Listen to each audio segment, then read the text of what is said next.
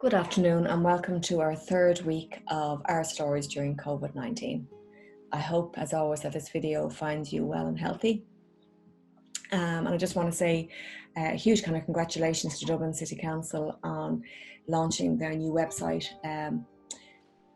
What is it again? Holding it together, apart.com. And some of you may have found this class on the website, but for those of you who haven't, I would strongly recommend that you would check it out. There are some great classes in there: yoga and dancing and gardening and sculpting.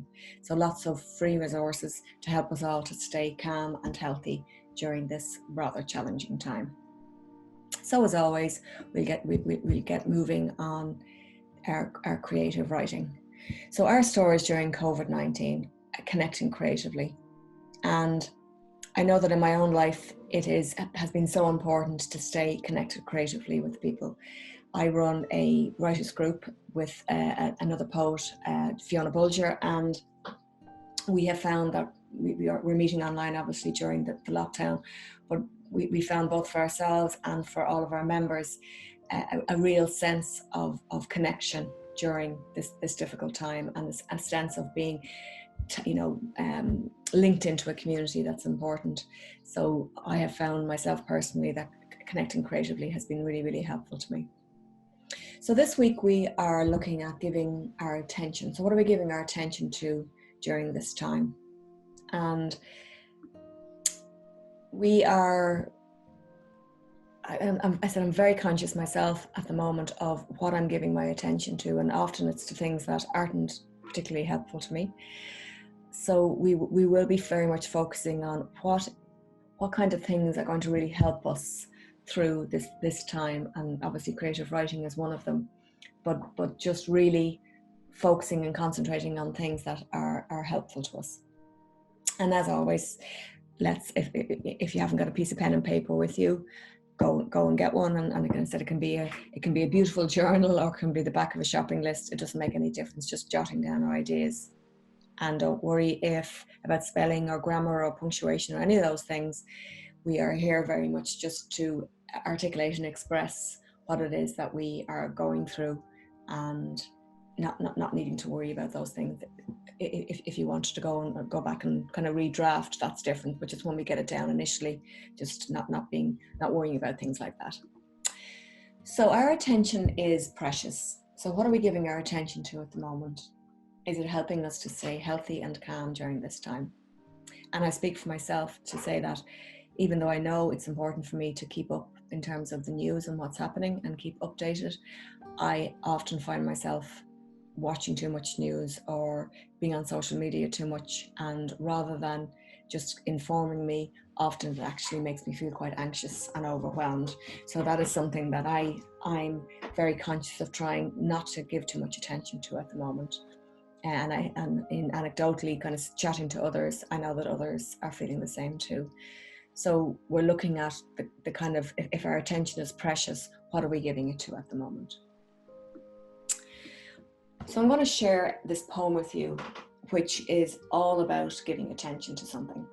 And this is from Anne Tannam from her book Earth Music. And Anne is a beautiful poet who really knows how to give attention to things.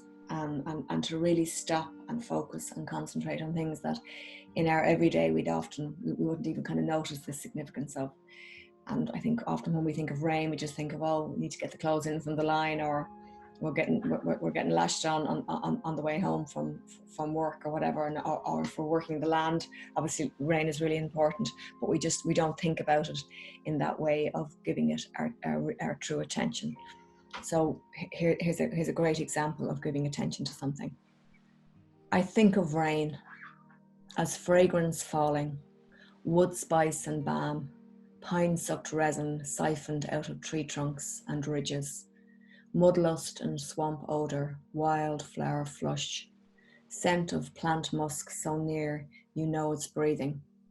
I think of rain as taste thirst for all that's alive and unbinding, fluid sap streams locked deep and releasing, creviced lips of wet bark, breeze gusted leaves, water veins weaving through soil. I think of rain as sunlight and shadow, woodshade cradling green slant and leaf glint, its sheen, the sweat glimmer, soft lint of kingship. Gorse spines, tip shining, the luminous mist, pools warping with wind licks and flickers.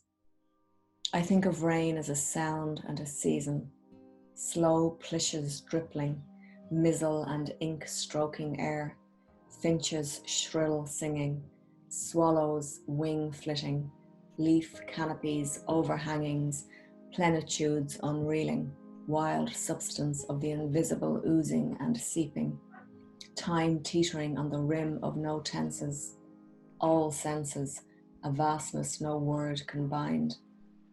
Now syllables soft spinning, this syntax keeps opening and spilling, stopping and filling, soaking the skin. Step out, step in, this drenched encounter. Just give yourself a minute just to look over that.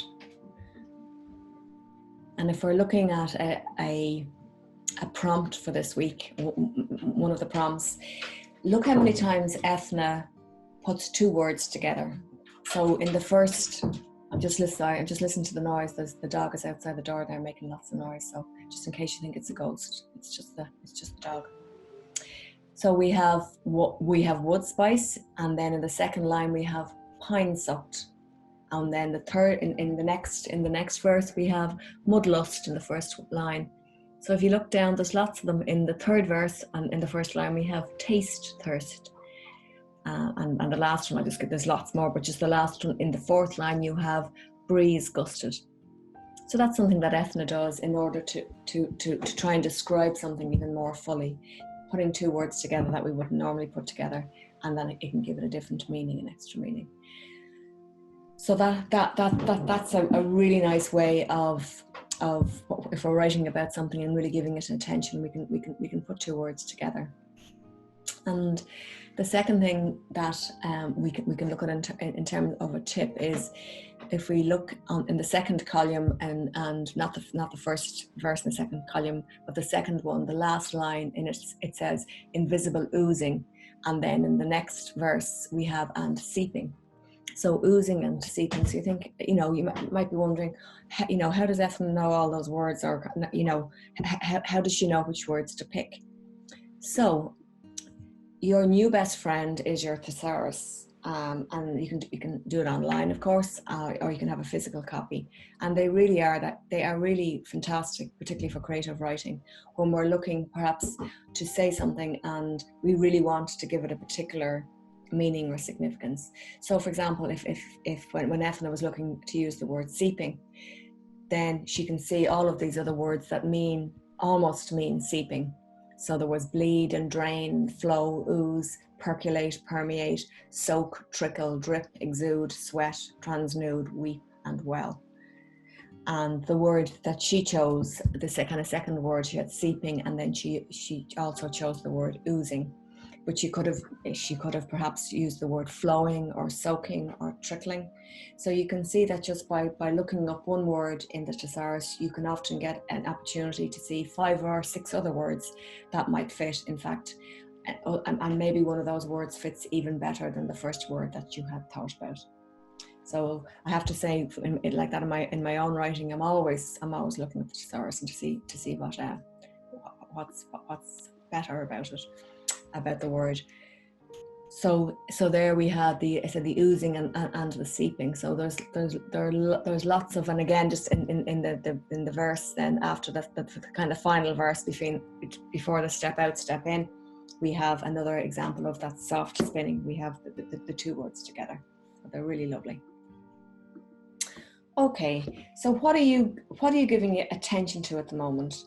And I'm just giving some examples from my own life, but there are so many different things you could be giving attention to at the moment. So I'm consciously giving attention to creative expression.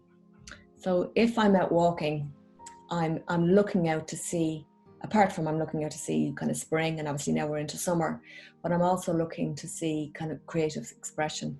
And it's been brilliant. I mean, I've seen pictures out of windows that children have drawn, and you see in people's gardens not only flowers and things like that, but often lovely little ornaments and things, and there's real creative expression there. But this particular piece of art, I actually saw the couple who owned that house. They were painting it one day, and that's a house in Crumlin, where my mum and dad used to live. And it really stopped me in my tracks. And it's actually a quote from Christy Brown. It just says, "Ah, dearest heart, if you will but wait." But just to see this couple up on their roof, and they were just really, and obviously very talented, but they were very carefully drawing this.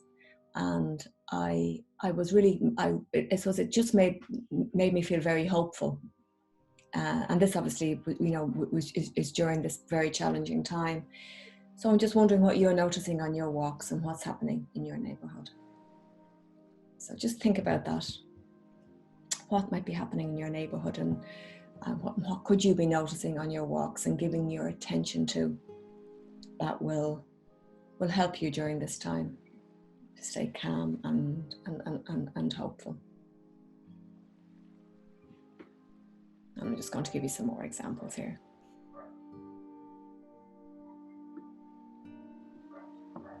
So, talking to a lot of people at SCAS, a lot of people are trying new cooking. Or I had a text from a really good friend of mine there 2 weeks back, and she texted and said, I've baked scones for the first time in 30 years, and she was all excited, sent me a photograph of them. So are you cooking or baking or eating anything different, or what are you doing that's different during this time, if anything? What are you doing that's different? And just notice that. And if it is something like cooking or eating something different, or I've no idea, painting something. I see a lot of people out painting their gates and painting their walls. What would it look like and feel like if you were really giving attention to that, and then describing that in your writing? And I mean, when it comes to food, there are so many flavors and textures and tastes and colors, and just like in the first week when we talked about fruit. But what you can describe what it's like to prepare the food, and if it's baking, what's happening and what ingredient comes first. And when you think of cookbooks, many of them, by the time we finished reading the ingredients and the description, we actually want to eat the food. So could you describe what you're eating or cooking or baking in such a way that somebody else actually wants to eat it? And then you're really using your words well.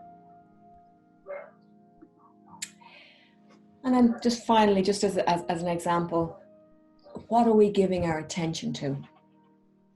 And here's an example of acts of kindness. Are you hearing stories about kindness and people supporting each other? Or are you supporting other people as well? And then write about that. I certainly have found it hugely comforting, to read and to hear about people, just simple acts of kindness, checking in, my mother-in-law, neighbors popping in cards into her house to say, hi, I'm in number 52, and if you need anything, just here's my phone number and let me know. Just very, very simple, kindnesses that are extraordinarily moving. So are you hearing any stories about kindness, or reading about them perhaps in the paper, but just writing about them, and not just about the act of kindness, but perhaps how it makes you feel, and what difference it makes to us during this time when people are coming together and just being kind and considerate and supportive of each other.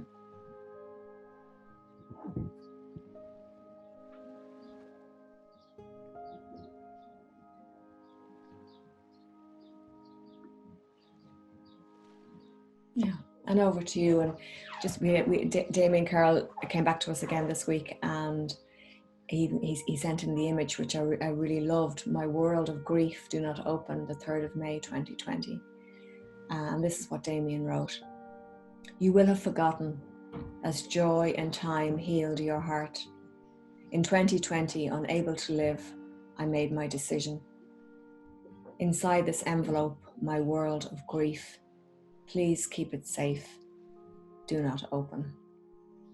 And what I was really appreciative that Damien sent this in, because I think that, you know, of course, something like this is important, that we're looking for the positive and staying calm, etc. But if we don't talk about the things that are really difficult, and we don't, in our creative writing, to also express those feelings that are uncomfortable, or you know, express the sadness or the fear or the loneliness or all of those other emotions that we may be feeling, then what we find is that we don't feel as comforted as we need to, because part of the power of creative writing is that as soon as we do articulate uncomfortable feelings, and as soon as we write about them, then we actually do feel better, and somehow they're contained, and that's really important. So over to you. If anybody listening in would like to share anything, any of the writing that they've done as a result of this video, or actually any other writing, just as you can see from Damien, we shared just a few lines, just a few snippets of it. But it would be absolutely lovely to hear from you. And the address is anne@creativecoaching.ie. And yeah, I would really look forward to hearing from you. And I look forward to being back here again next week. So until I see you again next week, I'm just hoping that you'll stay healthy and well. And I really do encourage you to try look at the rest of the website, holdingittogetherapart.com. So thanks a million. Stay safe and well.